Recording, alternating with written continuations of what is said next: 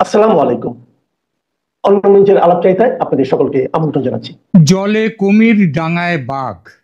General ওয়াকারুজ্জামানকে বিপদ ঘিরে ফেলেছে সব দিক দিয়ে। শক্তি এবং দুর্বলতার মধ্যে দাঁড়িয়ে থাকা বাংলাদেশের সামরিক প্রতিষ্ঠানের শীর্ষ অবস্থানে থেকেও জেনারেল ওয়াকারুজ্জামান এক অনন্য ঝুঁকিপূর্ণ অবস্থানে পৌঁছে গেছেন আজ। এটা একই সঙ্গে শক্তি এবং দুর্বলতার সমন্বয়, ক্ষমতা এবং অসহায়তার একটি জটিল মিশ্রণ। জেনারেল জামানের অবস্থা আসলে এই মুহূর্তে বাংলাদেশের রাজনৈতিক ভবিষ্যতের সাথে অঙ্গাঙ্গিভাবে জড়িত। যদি আগামী নির্বাচনে বিএনপি ক্ষমতায় আসে, তাহলে 2004 সালের গ্রেনেড বিস্ফোরণ মামলায় তারেক রহমানের বিরুদ্ধে চালানো তৎকালীন সেনা পুলিশ অভিযানের সাথে যাদের সংযোগ ছিল, তারা কঠোর রাজনৈতিক প্রতিহিংসার সম্মুখীন হতে পারেন। বেশ কিছু রাজনৈতিক ব্যক্তিত্ব ও সেনা অফিসার যারা গ্রেনেড হামলার পরবর্তী অধ্যায়ের সঙ্গে পরিচিত, তারা ব্যক্তিগত আলাপচারিতায় আমাকে জানিয়েছেন, গ্রেনেড হামলায় অভিযুক্ত তারেক রহমানকে সেনা পুলিশ গ্রেপ্তার করে। গ্রেপ্তারের পর তার পা ওপরে বেঁধে ঝুলিয়ে, মাথা নিচের দিকে ঝুলিয়ে এমন পালিশ করেছিল তাকে যে তারেক রহমানের মেরুদণ্ডের হাড় ভেঙে যায়। চিকিৎসার জন্যে তাকে লন্ডনে নিয়ে যেতে হয়, হেঁটে বিমানে ওঠার ক্ষমতা ছিল না তার। এই পালিশ করার কাজে নেতৃত্ব দেন আজকের জেনারেল ওয়াকারুজ্জামান। তখন তিনি জুনিয়র অফিসার। বিএনপি দল তাদের যুবরাজের এই হাল করার যে মূল কারিগর যারা ছিল, তাদের, বিশেষ করে তাদের নেতা ওয়াকারুজ্জামানকে ক্ষমা যে করবে না এটা নিশ্চিত। অন্যদিকে আওয়ামী লীগ যদি পুনরায় ক্ষমতায় আসে, তাহলে 5 আগস্ট 2024-এ শেখ হাসিনার পতনে তার ভূমিকার জন্য তার বিরুদ্ধে দেশদ্রোহ বা অন্যান্য গুরুতর অভিযোগ আনা যে হতে পারে এটা নিশ্চিত।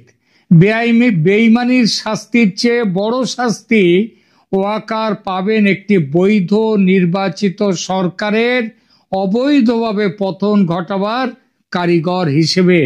এই পতনের ষড়যন্ত্রে তিনি বিদেশি শক্তির সঙ্গে হাত মিলিয়ে দেশের স্বাধীনতা ও সার্বভৌমত্বকে বিপন্ন করেছেন। বাংলাদেশ সংবিধানে এর বড় সড় শাস্তির কথা বলা আছে। কি সে কথা বলা আছে পরে বলছি। আওয়ামী লীগ এবং বিএনপির মধ্যে কে বাঘ আর কে কুমির, কে ডাঙায় আর কে জলে, সেটা যে যার মতো বিচার করবেন। তবে মোদ্দা কথা হলো, ওয়াকারকে ঘিরে ফেলেছে মূলত এই দুজন তো বটেই, যাদের ক্ষমতায় ফেরার সম্ভাবনা বেশি।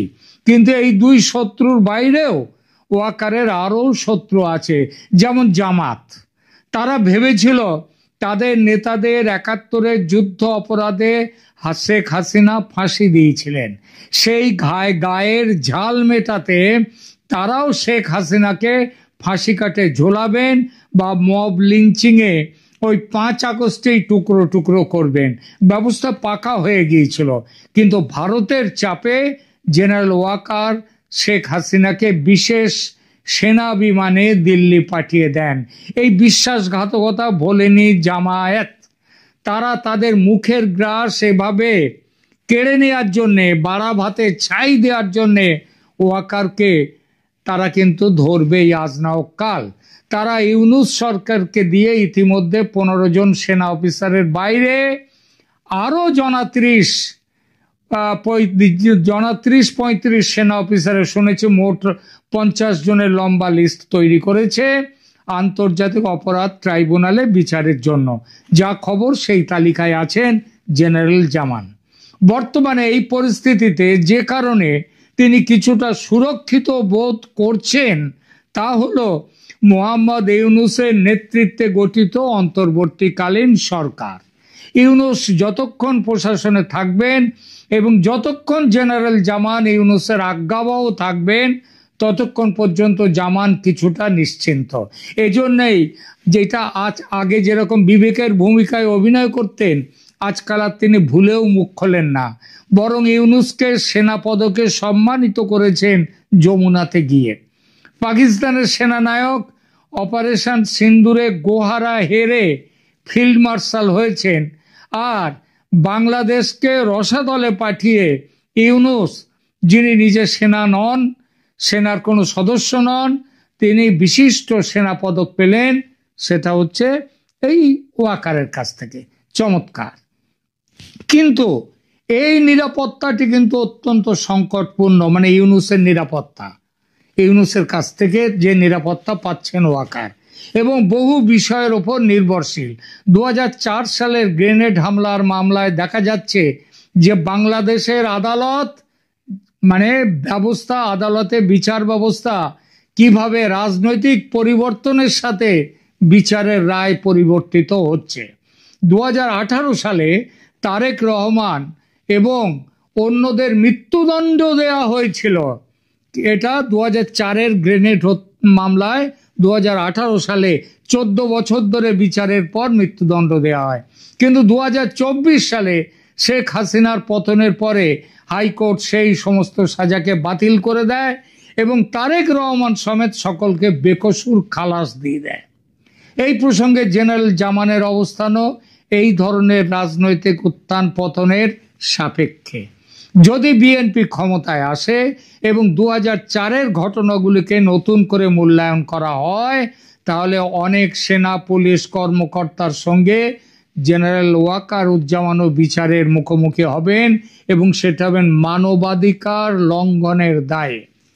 আমার আগেই বলেছি, 5 আগস্টে রাইফেল নামিয়ে রেখে নির্বাচিত সরকারের পতন ঘটাবার দায় একান্তভাবে ওয়াকারুজ্জামানের ওপর পড়ে। যাবেন কোথায়? ওই যে বলেছি না, জলে কুমির ডাঙায় বাঘ। একদিকে ইউনূস প্রশাসনের স্থায়িত্ব নিয়ে প্রবল অনিশ্চয়তা, অন্যদিকে বর্তমান ইউনূস সরকার ইতিমধ্যে 15 জন সিনিয়র সেনা অফিসারের বিরুদ্ধে আন্তর্জাতিক অপরাধ ট্রাইব্যুনালে গ্রেপ্তারি পরোয়ানা জারি করেছে, যারা শেখ হাসিনার আমলের মানবাধিকার লঙ্ঘনের নানান অভিযোগে অভিযুক্ত। জেনারেল জামান এটা আটকাতে অনেক তদবির করেও ব্যর্থ। ইউনূস সরকারের এই পদক্ষেপ পরিষ্কারভাবে দেখায় যে ইউনূস সরকার সামরিক প্রতিষ্ঠানের বিরুদ্ধেও কঠোর অবস্থান নিতে প্রস্তুত। তবে বর্তমান পর্যায়ে জেনারেল জামানকে সরাসরি লক্ষ্য করা হয়নি, এখনো তাকে দয়া দেখানো হচ্ছে।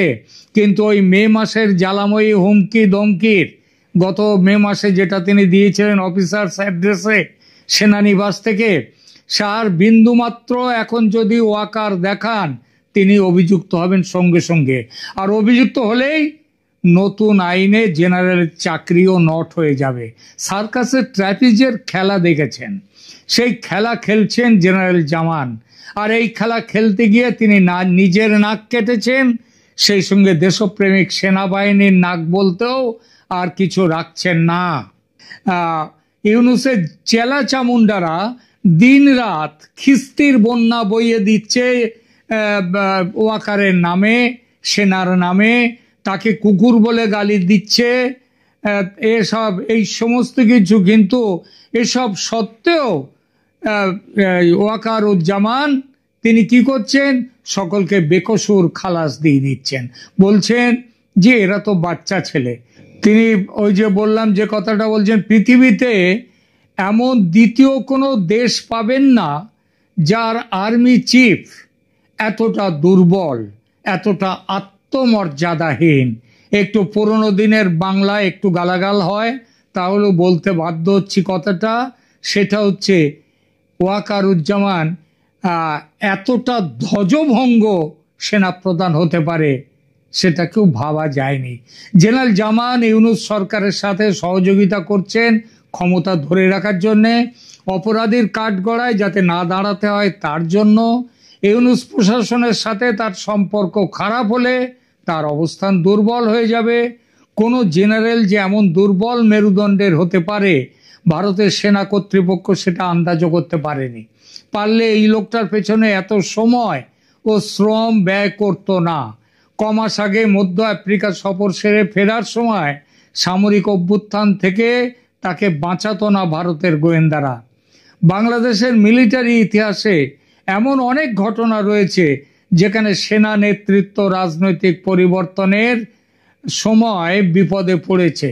1975 সালের পরবর্তী সেনা অভ্যুত্থান থেকে শুরু করে 1-11 সরকারের সময় পর্যন্ত সামরিক প্রশাসন সবসময় পরবর্তী সরকারের দৃষ্টিকোণ থেকে বিচারের মুখে পড়েছে। জামানের ক্ষেত্রে এই ঐতিহাসিক প্যাটার্ন একটি বড় হুমকি। জেনারেল জামানের ভবিষ্যৎ এখন 3টি মূল ফ্যাক্টরের উপর নির্ভর করছে। প্রথমত, ফেব্রুয়ারি 2026-এ পরিকল্পিত নির্বাচনের ফলাফল এবং কোন রাজনৈতিক দল ক্ষমতায় আসে তার উপর। আবার সেই রাজনৈতিক দল তাকে ক্ষমা করবে কিনা। খবর আছে ওয়াকার হাসিনার সঙ্গে যোগাযোগ করেছেন, কথা বলেছেন। এই জন্যই শেখ হাসিনা তার পতনের পেছনে ওয়াকার উজ্জামানের ভূমিকা নিয়ে যে সাক্ষাৎকারগুলো বর্তমানে কিছুদিন ধরে দিচ্ছেন, তার কোথাও এই সেনার ভূমিকা, ওয়াকার উজ্জামানের ভূমিকা নিয়ে আজকাল কিছু বলছেন না। দ্বিতীয়ত, ইউনূস প্রশাসনের স্থায়িত্ব এবং তার আন্তর্জাতিক অবস্থান। ইউনূস যতদিন ক্ষমতায় থাকবে তার তাবেদারি করে ওয়াকার ক্ষমতায় থাকবে।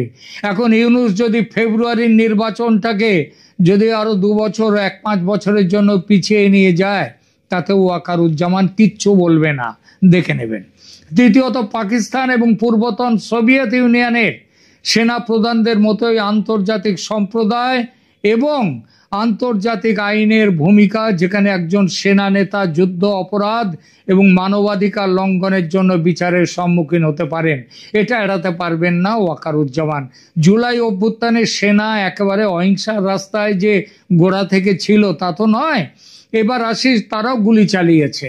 এবার আসি সরকার পতনের পর কি শাস্তি হতে পারে ওয়াকার উজ্জামানের সেই বিষয়টিতে। ইউনূস আমলের বর্তমান ট্রাইব্যুনাল থাকলে জামাত যে শাস্তি দিতে চাইবে সেটাই হবে আইন, সেখানে কোনো আইনের কোনো বাধ্যবাধকতা নেই। বিএনপি ক্ষমতায় এলে তারেক রহমান ও অন্যদের পেটানোর দায়ে মানবাধিকার লঙ্ঘনের মামলা হবে, তাতে বেশ কয়েক বছরের অনিবার্য কারাবাস। আর আওয়ামী লীগ ক্ষমতায় এলে শেখ হাসিনা আবার প্রধানমন্ত্রী হবেন, নির্বাচিত না হলেও পরেও নির্বাচনে দাঁড়ানো যায়, তখন ওয়াকারের বিরুদ্ধে দেশদ্রোহের মামলা চালু হতে পারে। আর তার কি শাস্তি, কারণ ততদিন আবার ওয়াকার তিনি কিন্তু রিটায়ার করে যাবেন, তার কি শাস্তি বলি।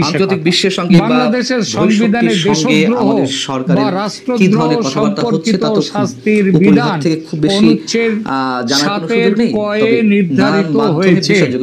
সংবিধানের অনুচ্ছেদ 7-এর ক অনুযায়ী যে কোনো ব্যক্তি যদি শক্তি প্রদর্শন বা শক্তি প্রয়োগের মাধ্যমে অথবা অন্য কোনো অসাংবিধানিক পন্থায় সংবিধান বা এর কোন অনুচ্ছেদ বাতিল বা স্থগিত করে অথবা ওইরূপ করার জন্য উদ্যোগ গ্রহণ বা ষড়যন্ত্র করে বা সংবিধান কোন বিধানের প্রতি নাগরিকের আস্থা, বিশ্বাস বা প্রত্যয় পরাহত করে অথবা ওইরূপ করার জন্য উদ্যোগ গ্রহণ বা ষড়যন্ত্র করে, তাহলে তার এই কার্য রাষ্ট্রদ্রোহিতা হবে এবং সেই ব্যক্তি রাষ্ট্রদ্রোহিতার অপরাধে দোষী হবে। অনুচ্ছেদ 7-এর কয়ের 3 নম্বর দফায় বলা হয়েছে রাষ্ট্রদ্রোহিতার অপরাধে দোষী ব্যক্তি বাংলাদেশের প্রচলিত আইন অনুযায়ী দেওয়া সর্বোচ্চ শাস্তির দণ্ডে দণ্ডিত হবে। এইবার এই সর্বোচ্চ শাস্তির মানেটা নিয়ে ব্যাখ্যার পার্থক্য আছে। এর অর্থ সংবিধান নিজে কিন্তু মৃত্যুদণ্ডের কথা বলেনি, বরং এটি বাংলাদেশের দণ্ডবিধি 1860-এর প্রাসঙ্গিক ধারা তার দ্বারা নির্ধারিত হয়। বাংলাদেশের দণ্ডবিধির 124-এর ক ধারা অনুসারে যে ব্যক্তি লিখিত বা মৌখিক শব্দাবলী, চিহ্ন বা দৃশ্যমান প্রতীকের মাধ্যমে আইন বলে গঠিত সরকারের প্রতি ঘৃণা বা বিদ্বেষ সৃষ্টি করে, বৈরিতা সৃষ্টি করে, যেটা ওয়াকারুজ্জামান করেছেন শেখ হাসিনার সরকারের প্রতি, সেই ব্যক্তি এই শাস্তিগুলোর একটিতে দণ্ডিত হবে। যাবজ্জীবন বা তার চেয়ে কম মেয়াদের কারাদণ্ড, সেই সাথে অর্থদণ্ড, অথবা 3 বছর মেয়াদি কারাদণ্ড এবং সেই সাথে অর্থদণ্ড, অথবা তৃতীয়ত শুধুমাত্র অর্থদণ্ড। একথা উল্লেখযোগ্য যে দণ্ডবিধির ধারায় 124-এর ধারায় মৃত্যুদণ্ডের বিধান নেই। সর্বোচ্চ শাস্তি বলা হয়েছে যাবজ্জীবন। সুতরাং মৃত্যুদণ্ড না হোক, উনি তো আবার শেখ হাসিনার আত্মীয়, সুতরাং মৃত্যুদণ্ড না হোক, যাবজ্জীবন কারাগারে কাটাবার সম্ভাবনা একেবারে বাদ দেয়া যায় না। এখনকার মতো এই পর্যন্ত, ধন্যবাদ।